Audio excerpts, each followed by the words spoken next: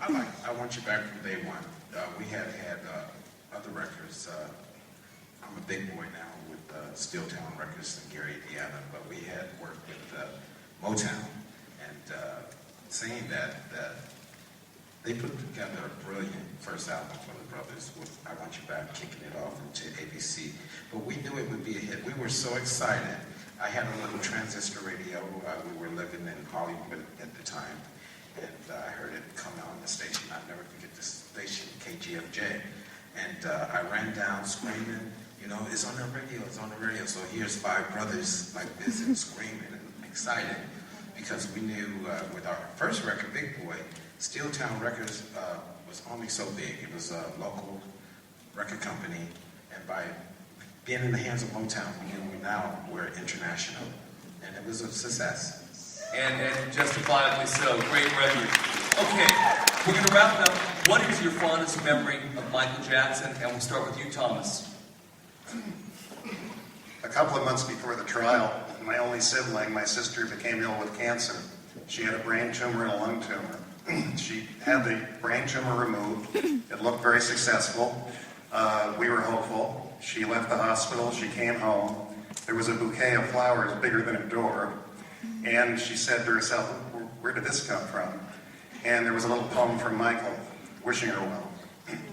Fantastic. Susan. And for me, it was 1 week before the verdict, and it was a few days before closing argument. Michael looked at me and said, this is, before, we even found out what he was going to be acquitted of all charges. He looked at me and said, Susie, he used to call me Susie all the time. Remember, we're spending 10, 12 hours a day, 5 months, 5 days a week. And he said, Susie, I just want to tell you how grateful I am to God and to my family for having found you and Tom. That was the best thing that ever happened to me. I just want to thank you so much for everything you've done. So I'll never forget that.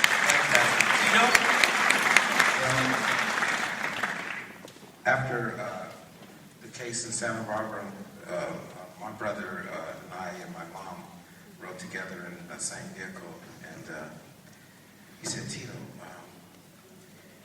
out of all these years, I've never done anything for you. I've never given you anything, and I have a present for you. I said, really, Michael? What is it? He said, I'll show you. So we pull up into Neverland, and we get out the car. He said, come on, let me show you your present. And he said, there it is. We walked to the garage, go, there it is. And then in the garage was 2 Bentleys. And I said, what, Michael? I don't think you mean the cars. I said, what? He said, the Bentleys. Choose one. You can have any one you want. True story. And I said, Michael, I don't want to take your car. He said, but I got 2 and I got 5 more. So I said, well, in that case, maybe I should consider. So anyhow, I said, well, Michael, they both are beautiful. I don't know which one to choose. I said, which one would you choose, Michael? He said, well, this is the one I drive all the time. And he said, but this one is newer. And I said, well, I don't know what to choose, Michael. You choose it for me. He said, well, Tito, to be honest, I would take this one. You take this one, the one I drive, because everyone who rode in this vehicle have signed the ceiling. And on the ceiling was Beyonce, Magic Johnson, Liza Minnelli. Sorry.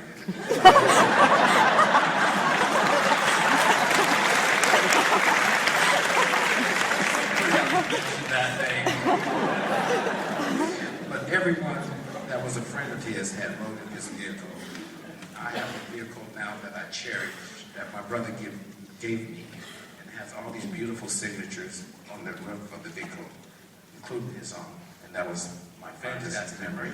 And this has been an emotional night. I can see you've been crying, and you look so stunningly beautiful. Doesn't she, everybody?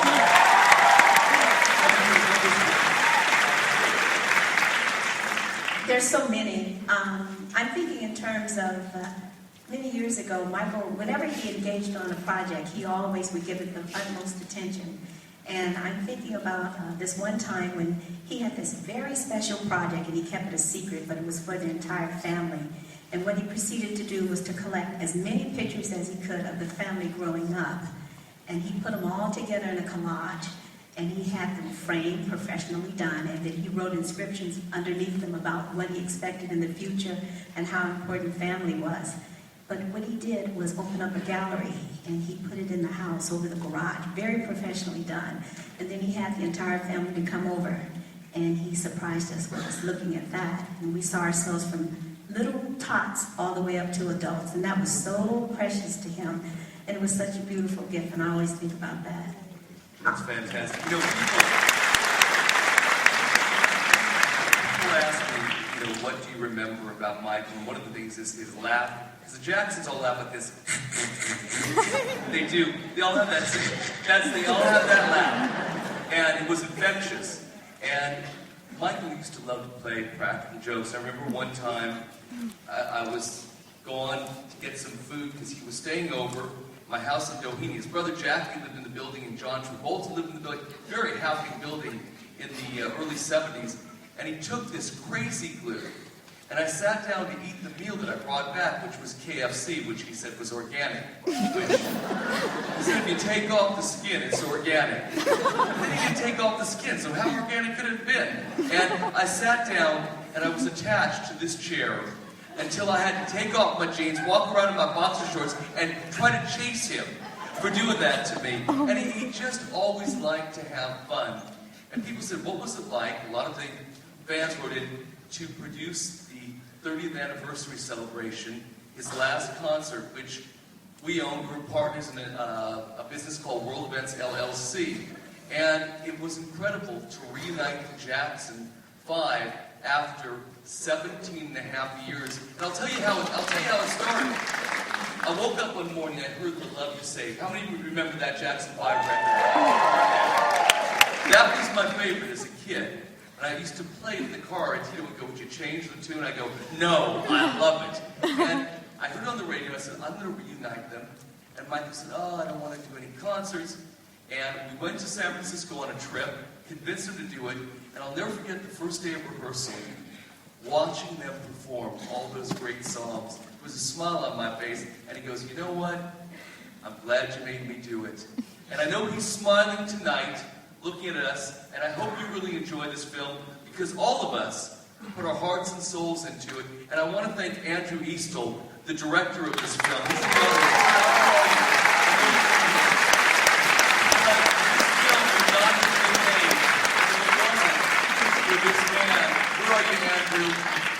I know you're up there somewhere, but here he is. We put 15 months, and we work sometimes 12, 14, 15 hours a day to give you